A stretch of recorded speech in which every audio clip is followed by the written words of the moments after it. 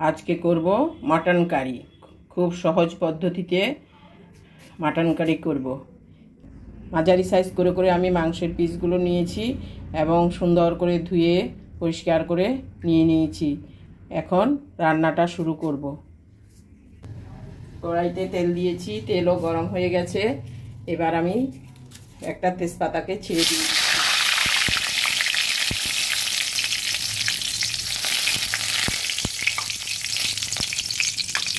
সঙ্গে দিয়ে দিচ্ছি গোটা গরম মশলা। এখানে লং, দারচিনি, গোলমরিচ এবং জায়ফল, এলাচ আছে, দিয়ে দিচ্ছি। দুটো তিনটে করে করে আমি দিয়ে দিয়েছি।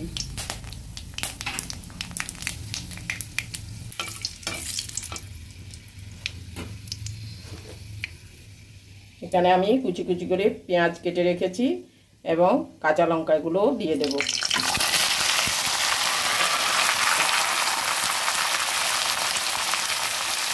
পেঁয়াজগুলো খুব ছোটো ছোটো করেই কেটেছি।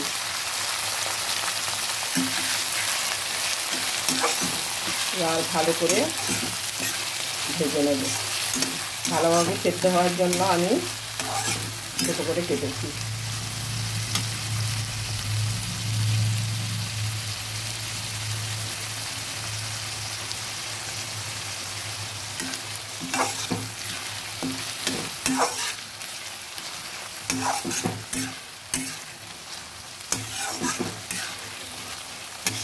সুন্দর করে ভেজে নেব। পেঁয়াজগুলো প্রায় ভাজা হয়ে এসেছে।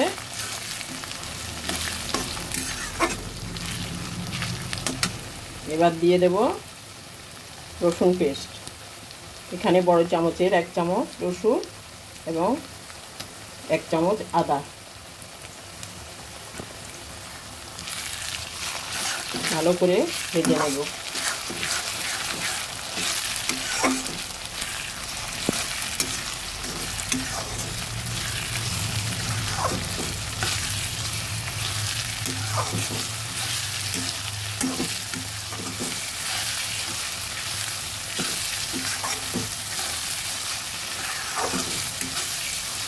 মিডিয়াম আছে পেঁয়াজ কুচি আর আদা রসুনটা ভালো করে ভেজে নিচ্ছি।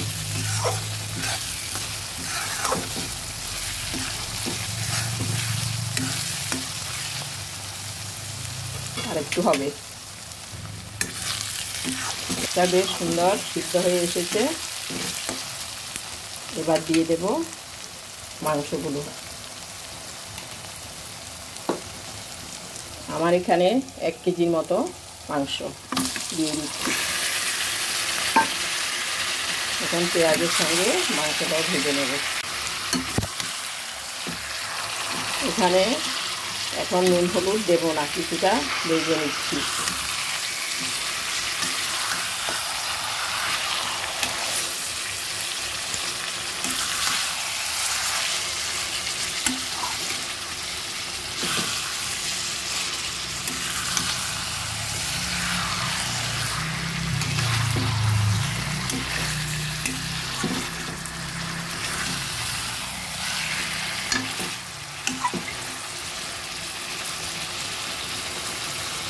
কিছুটা ভাজা হতে দিচ্ছি।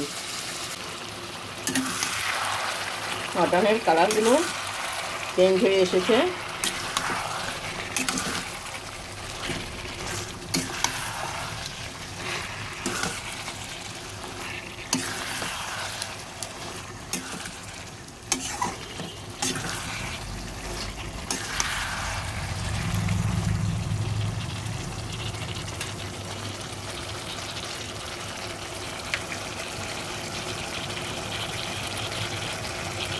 এবার দিয়ে দিচ্ছি নুন।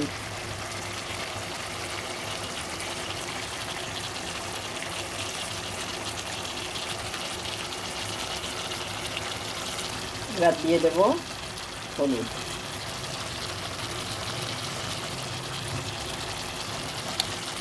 নুন এবং হলুদ দিয়ে ভালোভাবে নেড়ে দিচ্ছি।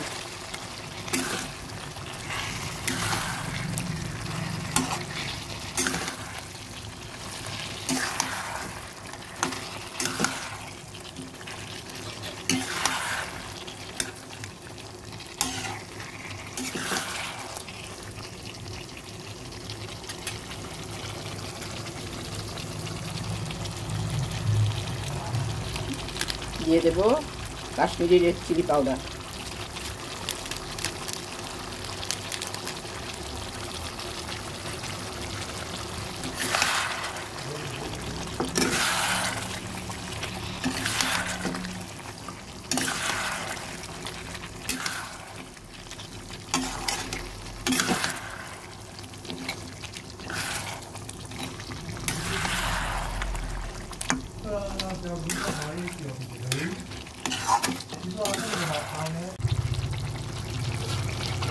হলুদ গুঁড়ো, কাশ্মীরি রেড চিলি পাউডার আর নুন দিয়ে কিছুক্ষণ নেড়ে এবার ঢেকে দিচ্ছি।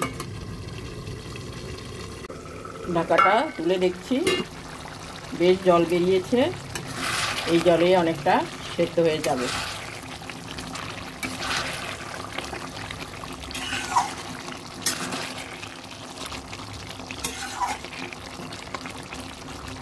এখন ইচ্ছে করলে কুকারে দিয়েও সিদ্ধ করে নেওয়া যাবে।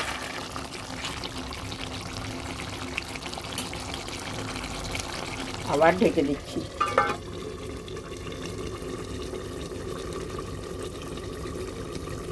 ঢাকাটা তুলে দেখছি,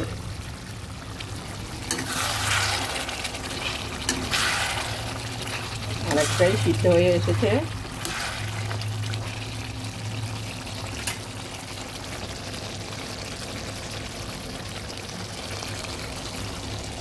আমি এখানে কয়েকটা শুকনো লঙ্কা এবং কিছুটা ধনে এবং জিরে আপনারা আপনাদের পরিমাণ বুঝে দেবেন। তেলে, শুকনো খোলায় তেলে আমি পাউডার করে নিয়েছি, এটা দিয়ে দিলাম।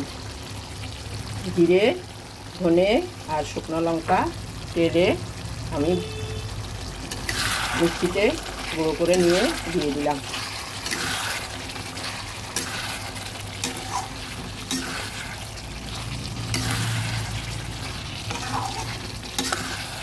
এবার ভালোভাবে নেড়ে দিচ্ছি।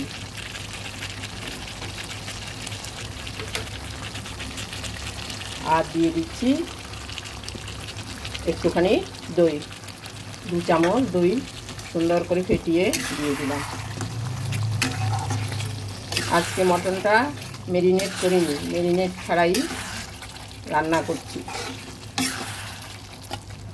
দেখুন গ্রেভিটা কত সুন্দর হয়ে এসছে।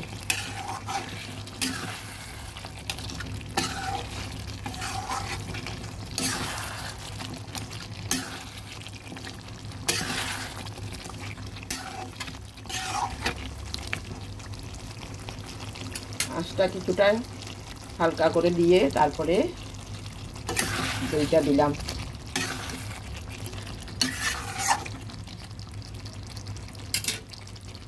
একটু ঢেকে দিচ্ছি। ঢাকাটা তুলে দেখছি,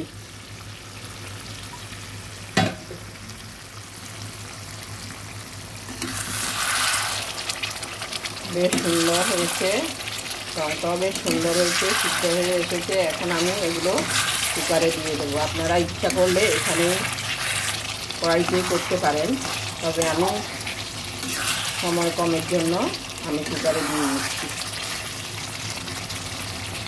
কুকারে দিলে একটু তাড়াতাড়ি হবে, সেই জন্য।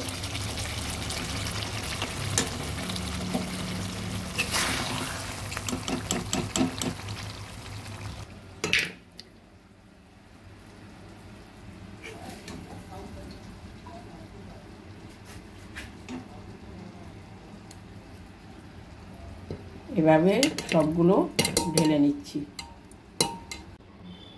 আমি মাটনটা কুকারে ঢেলে নিয়েছি, আর কিছুটা গরম জল দিয়ে দিয়েছি। এবার দিয়ে দেব, এই যে আমি ডুমো ডুমো করে কিছু আলু, 3টে আলু কেটে ভেজে নিয়েছি কাজের সুবিধার্থে। এখন ওইটাও দিয়ে দেব।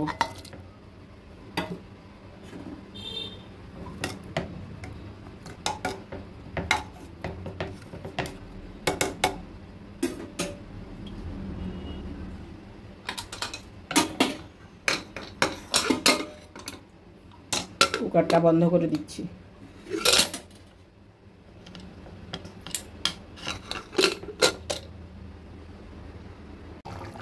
আমি প্রেসার কুকারের থেকে মাটনগুলো নামিয়ে নিয়েছি।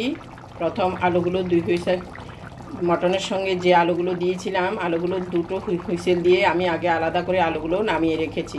তারপরে আরও 3টে হুইসেল দিয়েছি। মোট 5টি হুইসেলে মটনটা নামিয়েছি, আলুগুলো দিয়েছি 2 হুইসেল। আপনারা আপনাদের কুকার বুঝে কখন কোনটা সেদ্ধ হবে সেই বুঝে দেবেন। তারপরে আমি একটা আবার আগের কড়াইটাতে ঢেলে নিয়েছি। এখন দিয়ে দেব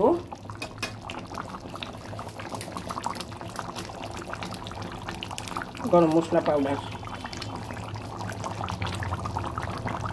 দিয়ে দিলাম গরম মশলা পাউডার। ঝোলটা আপনারা যে যেরকম রাখবেন ওরকমভাবে নামাবেন। আর আলুটা বেশি সিদ্ধ হলে তাহলে মাংসের টেস্টটা নষ্ট হয়ে যাবে, সেই জন্য আমি 2 হুইসেল দিয়েই, 1 হুইসেল দিলেই হয়ে যায়, কিন্তু আলুর পিসগুলো তো বড়, সেই জন্য আমি 2 হুইসেল দিয়েছি।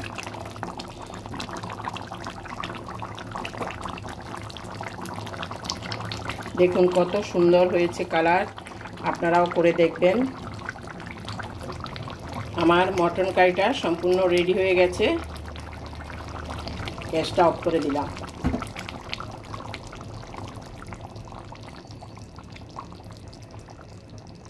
আমার এই ভিডিওটা যদি ভালো লেগে থাকে তাহলে লাইক, শেয়ার, কমেন্টস করতে ভুলবেন না। সাবস্ক্রাইবও করবেন। আজকের জন্য এখানেই শেষ করছি। সামনে দেখা হবে নতুন কোনো রেসিপি নিয়ে। ধন্যবাদ।